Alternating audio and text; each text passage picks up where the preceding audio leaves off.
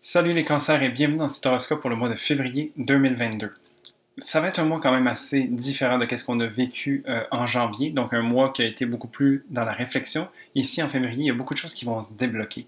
Il y a aussi beaucoup de surprises et d'opportunités qui vont se présenter à nous et même une certaine dose d'innovation. On a vraiment bien réfléchi à tout ce qu'on avait envie de faire au début de l'année et là, déjà, ça commence à s'enclencher et d'aller dans ce sens-là. Sinon, février va être vraiment teinté de l'énergie du Verseau, donc ça va nous amener à connecter avec ce qui nous rend différents et uniques, mais il y a aussi beaucoup d'énergie Capricorne qui sont toujours présentes, qui nous amènent à avoir beaucoup de concrétisation de tout ce qu'on a réfléchi et d'embarquer ça vers le futur.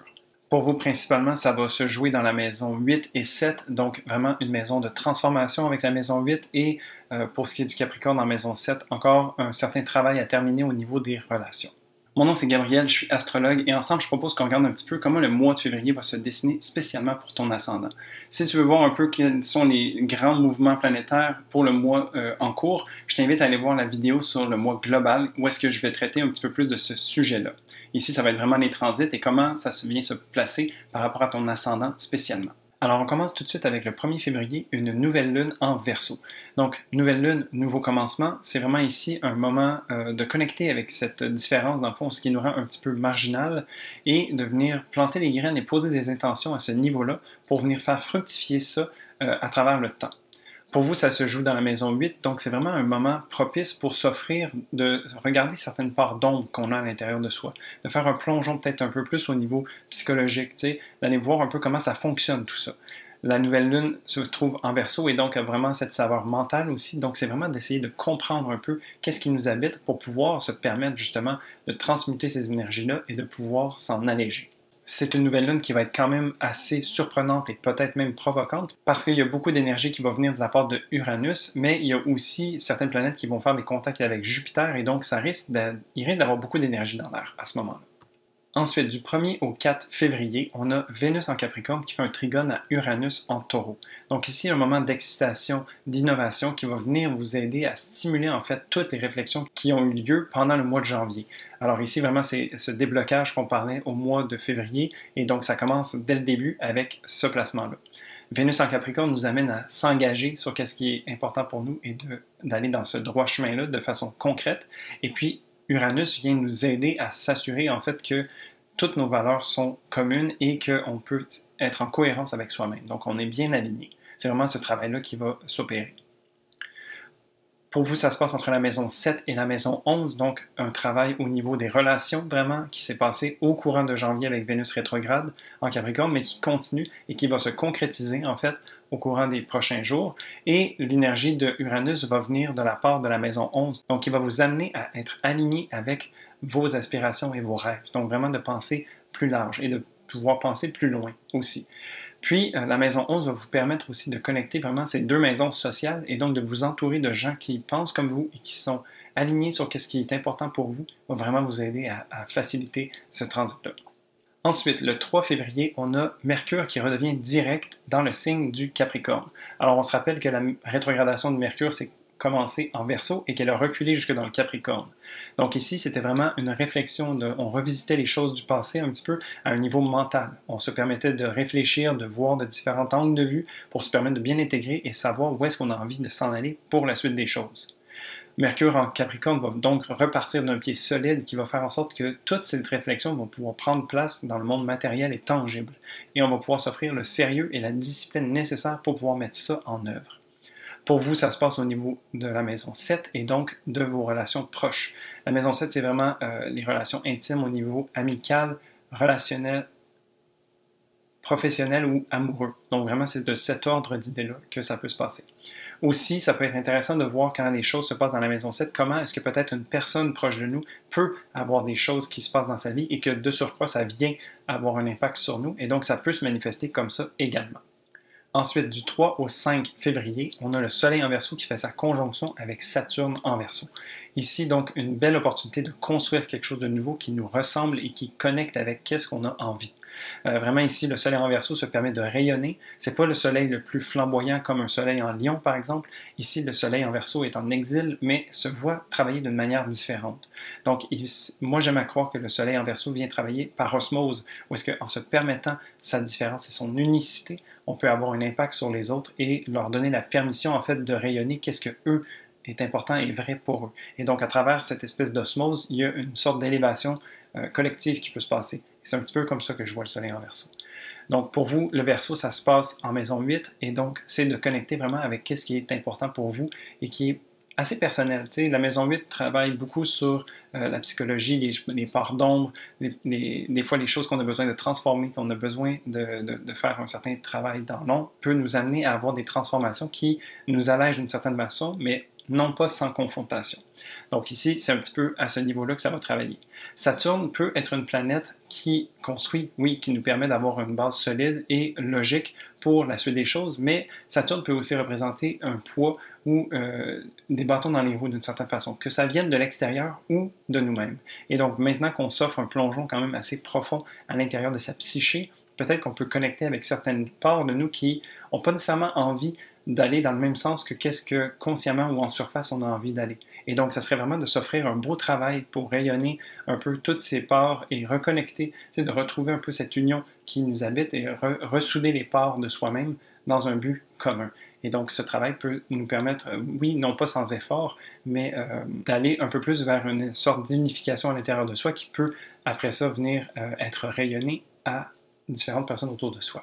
Ensuite, du 2 au 6 février, on a Mars en Capricorne qui fait un sextile avec Jupiter en Poisson. Il y a beaucoup de choses qui se passent en ce début de février, mais vraiment c'est très dynamique et stimulant. Et ici, encore plus, parce que il y a Mars, la planète d'action et d'assertivité, qui est en exaltation dans le signe du Capricorne, qui se voit être enthousiasmé et qui a un certain engouement, en fait, à aller vers l'avant puis à agir, qui vient du sextile de Jupiter, qui l'excite, qui lui donne des opportunités, qui lui permet de rêver, en fait, de pouvoir voir enfin la lumière au bout du tunnel.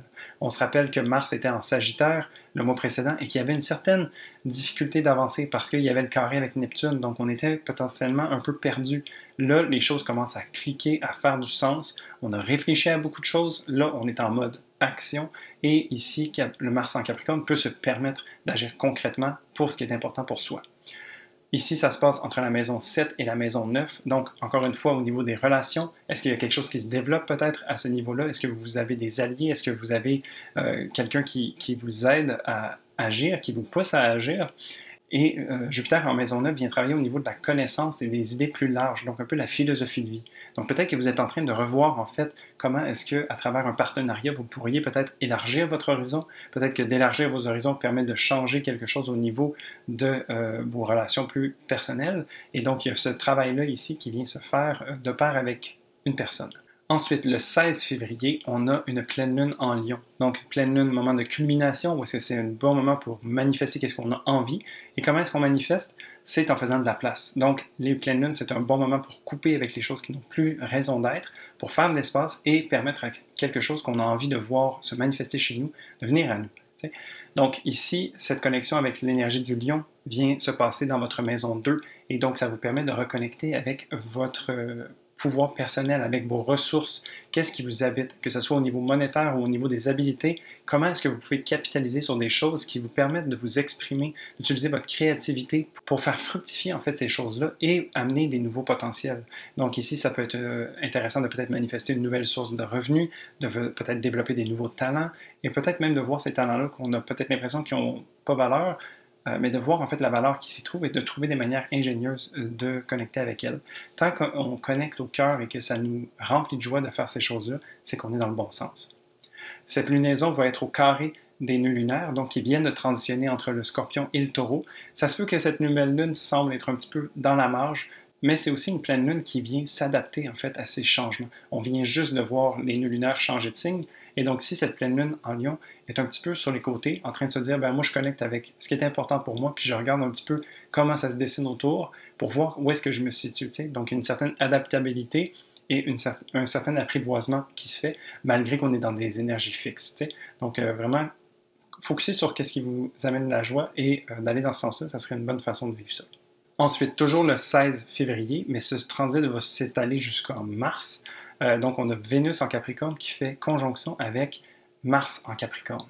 Ici, c'est vraiment un élan de passion. Donc, je parlais qu'on a été un peu dans la ouate pendant le mois de janvier, et ici, beaucoup de choses débloquent. Et c'est principalement ça ici qui véhicule ce changement. Donc, ici, on a Vénus qui parle des valeurs et des choix, qui vient travailler de pair avec Mars, qui est la planète de l'action. Alors, vraiment, tout ce qu'on a réfléchi depuis les dernières semaines vient prendre place ici et concrètement. C'est un engagement qu'on a envers soi-même et c'est des actions qu'on pose au quotidien qui sont en accord avec tout le travail qu'on a fait à l'intérieur de soi. Pour vous, c'est toujours dans la maison 7, et donc ces changements, ces actions et cette passion viennent se vivre au niveau, au niveau des relations. Au travers quelqu'un, peut-être que c'est avec quelqu'un. Donc il y a vraiment quelque chose ici, peut-être de se trouver une personne avec qui on a envie de pousser les choses un peu plus loin, d'aller renouveler, de s'engager davantage avec une personne. Donc ça serait ce genre de choses-là qui va être mis de l'avant et qui va être poussé à travers ce transit qui dure un mois. Ensuite, du 13 au 22 février, donc dans la deuxième partie du mois de février, on va avoir Jupiter en Poisson qui fait un sextile à Uranus en Taureau. Ici, encore une fois, une belle vague d'opportunités peut se présenter à nous et venir nous donner un certain engouement. Il y a beaucoup d'électricité dans l'air ici parce que Jupiter amplifie et Uranus électrifie un petit peu tout ce qui touche. Donc on peut s'imaginer le mix des deux ensemble. Il y a beaucoup d'effervescence et pour vous, ça se passe entre la maison 9 et la maison 11. Donc la maison 9 qui vient parler de connaissance, d'ouverture d'esprit, de philosophie, mais aussi de voyage. Donc il y a peut-être des opportunités à ce niveau-là qui viendraient vous permettre de travailler dans le sens de ce que vous aspirez à devenir ou à être. C'est quoi vos rêves? C'est quoi qui vous habite? Donc vraiment de se permettre cette ouverture d'esprit au niveau spirituel ou cognitif peut venir découler sur comment est-ce qu'on est et qui nous entoure, de trouver des alliés qui pensent comme nous et qui nous alimentent et vice-versa. Donc, il y a vraiment ici une belle opportunité, un beau potentiel de grandir à travers tout ça. Et finalement, du 24 au 25 février, on a Mercure qui est revenu en Verseau, qui va faire un carré à Uranus en Taureau.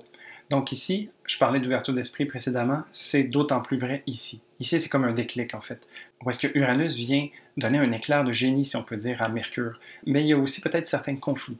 Parce que Mercure en Verseau est très réfléchi et logique, il pense à long terme, il a des grosses structures à gérer, Et puis Uranus en Taureau vient lui rappeler des questions de fond, des questions en lien avec ses valeurs, qui va peut-être avoir certaines frictions, parce que le Mercure en Verseau est un petit peu plus factuel et un petit peu plus froid, maîtrisé par Saturne, Alors, il y a ici peut-être un choc de valeur à ce niveau-là, mais les deux peuvent se permettre en fait de travailler ensemble et de voir peut-être qu'il y a une certaine créativité qui peut sortir de ces deux éléments qui semblent dichotomiques à la base, mais qui peuvent nous permettre de nous réaligner et de trouver quelque chose qui fait du sens et qui nous amène à être plus alignés et sur le droit chemin.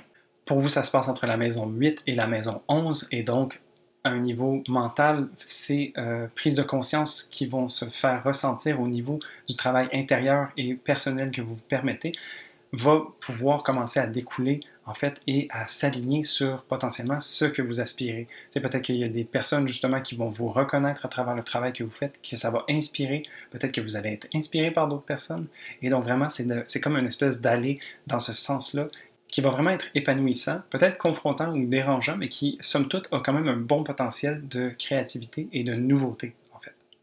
Et donc voilà, ça fait le tour du mois de février.